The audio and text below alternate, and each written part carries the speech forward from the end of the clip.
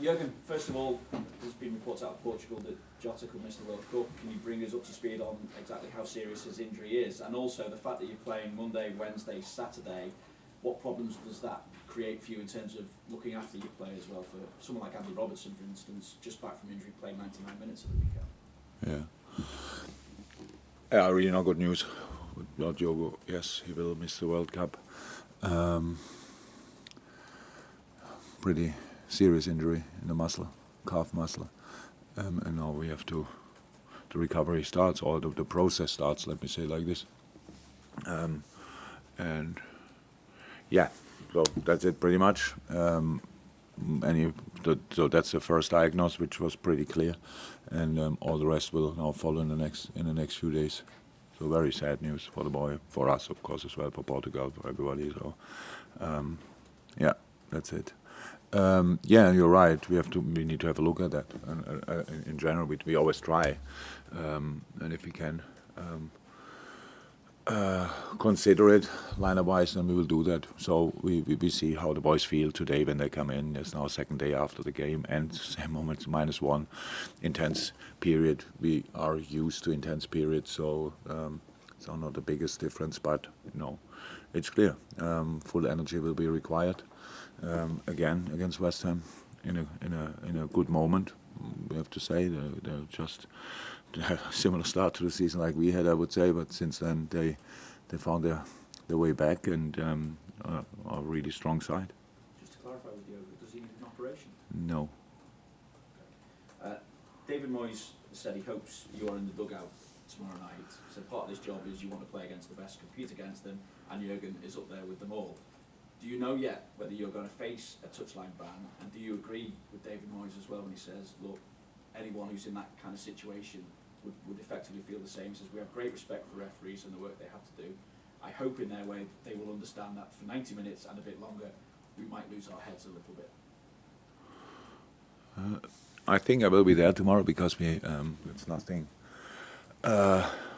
really happened yet, but and I don't think that something will happen tomorrow, to be honest, a few hours before the game. I know where David is coming from. Yeah, that's clear. I still think I should have dealt differently with the situation, which I actually do usually. I said I explained it after the game. In this moment you could not bring me in this mood, no chance. But the whole game led to that, maybe a little bit. The way it went, the way it was a very, very intense game with a lot of decisions we both managers didn't understand on both sides. And this was then for me like, I don't know. In Germany we say the one drop who let the bucket overflow. Does that make sense somehow? Yeah, okay. Sorry again? The straw that broke the camel's back. Oh, okay. Yeah. Good. I'm not sure I can use that because I still don't understand it. But no, I promise that I'm not happy with my reaction. But it's again, that's the way it was, and everybody saw it. I was sitting after the game in the office of Anthony Taylor and spoke about completely calm about all the situations and how he saw the game and how I saw the game, and it was a completely calm discussion. And but anyway, that's the situation. I got a red card, and now we wait for the process, pretty much. And clearly, it was a great win on Sunday. Absolutely. There has been fallout after it, though. Has that overshadowed the win at all? Because it should not, but I'm just thinking it appears that the relationship between the two clubs is maybe fractured, and I wondered where you see responsibility for trying to improve it. I'm not sure we have to be best friends with other clubs, to be honest, but I don't think anybody wants to be best friends with us, to be honest. Never heard about that, at least.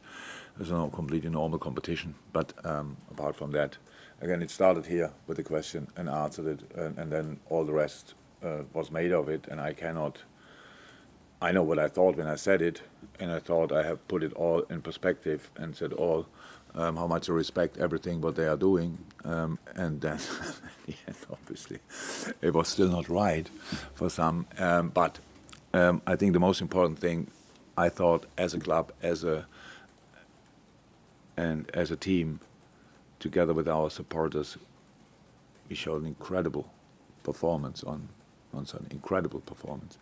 Yes, and if then something happens, if one guy throws a coin, then it's one fan, I think, and it's a massive mistake, definitely, and will get punished.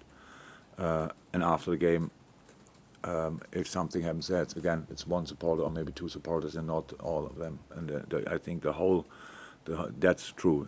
It looks like it gets overshadowed because it was an absolute brilliant performance against an incredibly strong side in a super intense game. I said situations which I don't want to see in a football game, because we have to save the players as well. It's a really important job as well that the referees have. You could see how the game developed. The players always tried a bit more and a bit more and a bit more, and in the end, wow, how can you do that? And that's just not.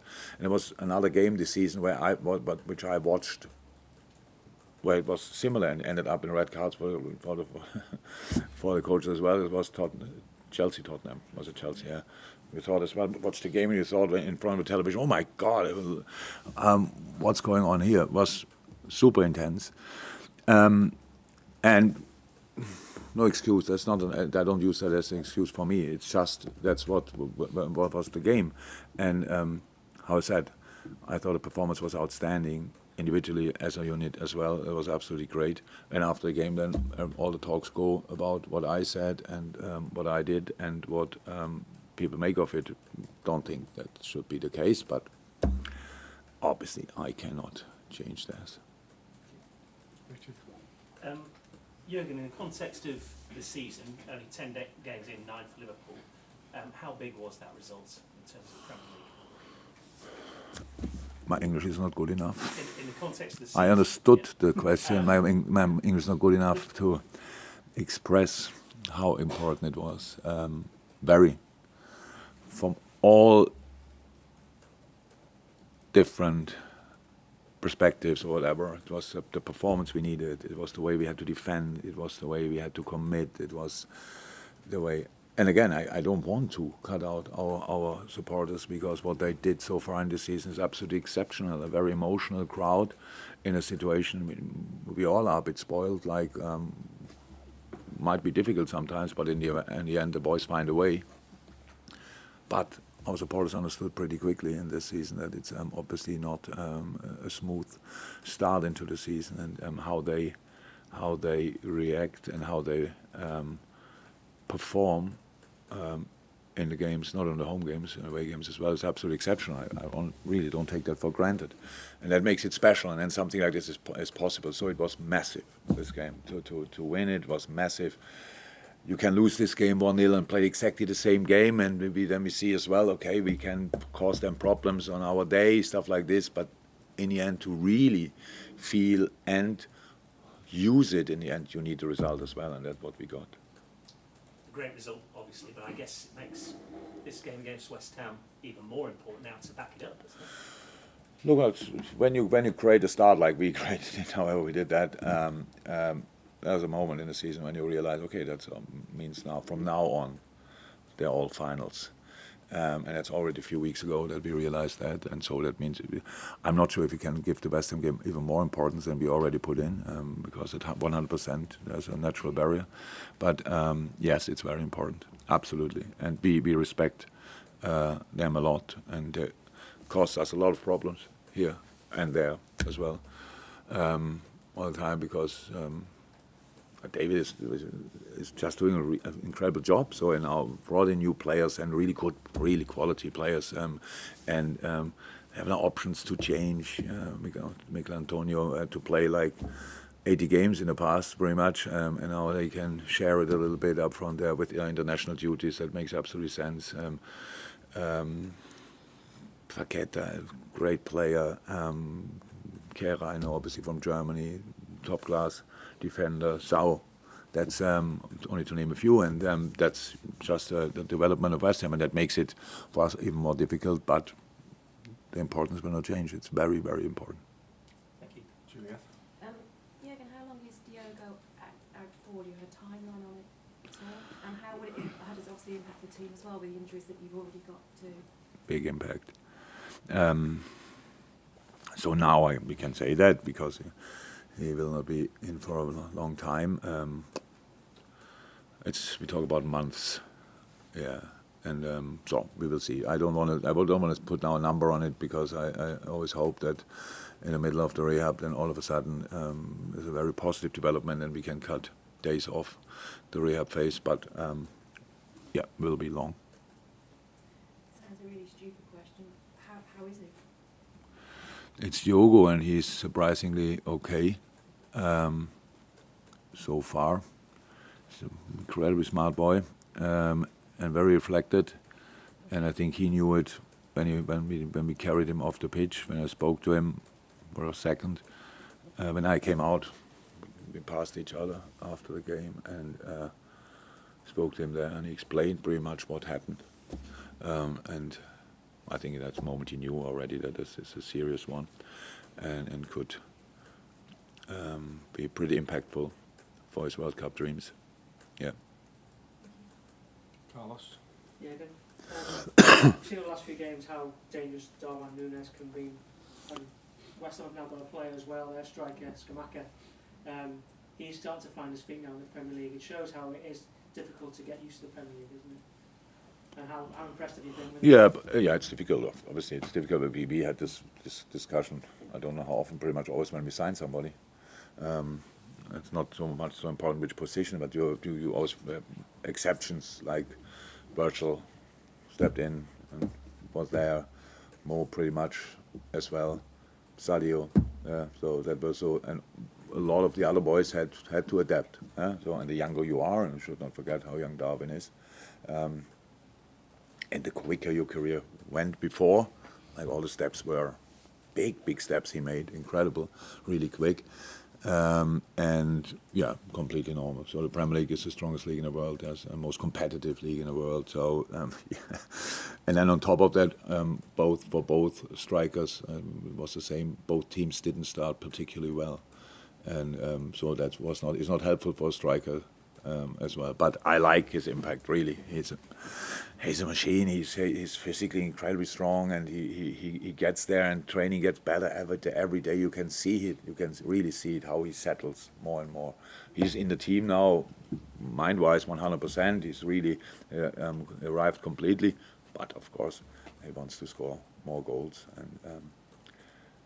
and set up more goals as well. So that all will happen, but it always took time. You mentioned the games like cup finals now. You had so many of those cup final games last season. You've had the pressure of winning game after game when you go for the title.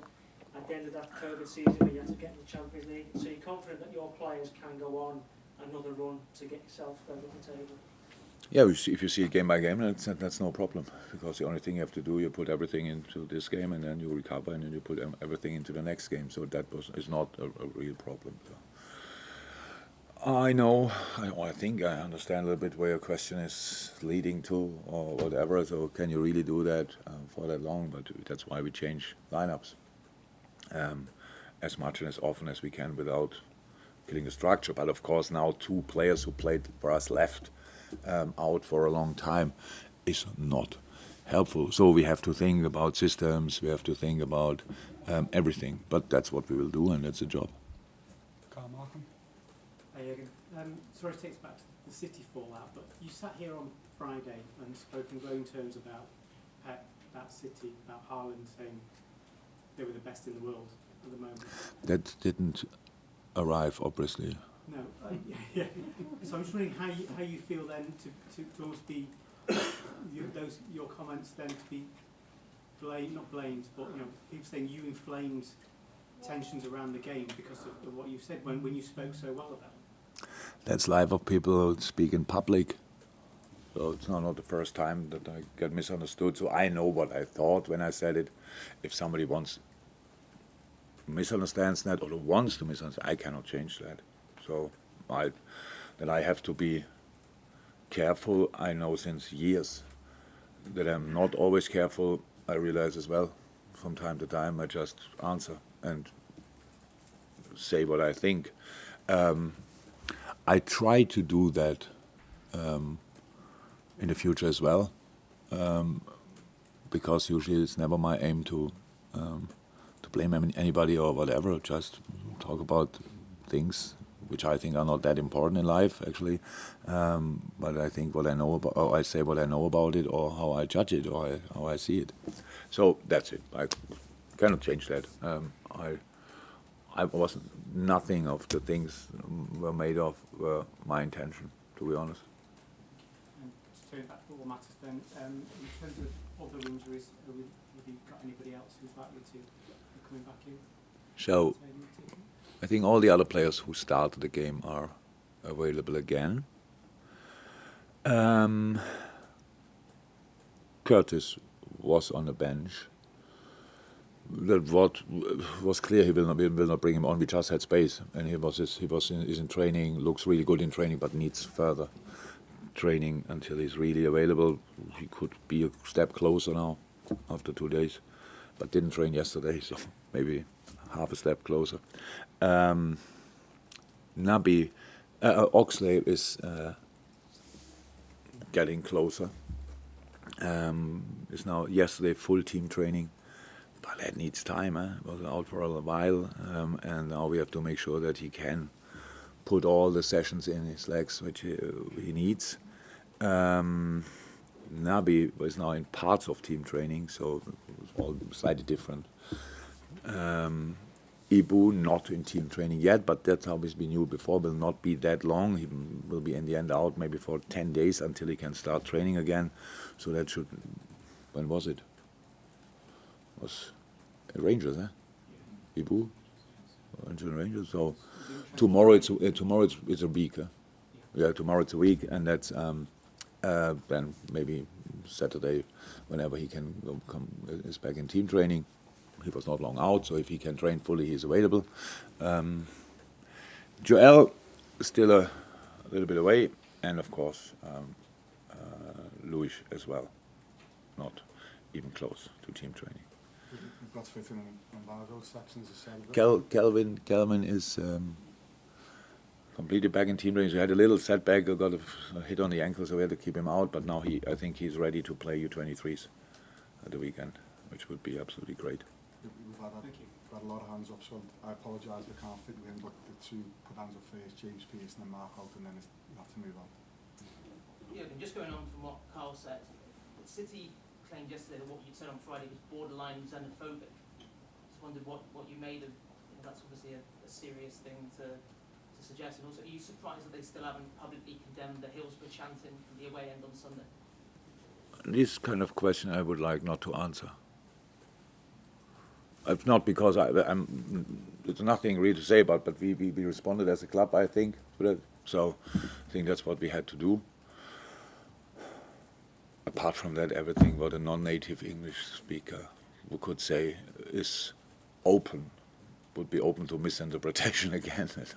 I really think there's no reason for that. No, we just reacted as a club, and that's it. Mark? Jurgen, you said earlier on that you don't have to be best friends with every club. That some friends. It cannot be. Exactly. Tell me 2 clubs who are best friends. No, Find them. The question I'm asking is, do you think there's enough respect between clubs? Of course there's respect. How? Is there enough respect from City to this club? Again, a question a question I can't even answer because I have no idea. You have to ask that people at City. I think that the game was highest intensity. We fought for everything and stuff like this. That's how it should be. To top. Come on, you were all brilliantly entertained. That's how football should be. Again, a training game like this would not be possible because I would be there with the whistle all the time and say, no, stop, don't do that, not like this, and all these kind of things. But that was part of this game as well. But apart from that, nothing really to say. Move on to the daily section. I've been embargoed until 10:30 p.m. tonight.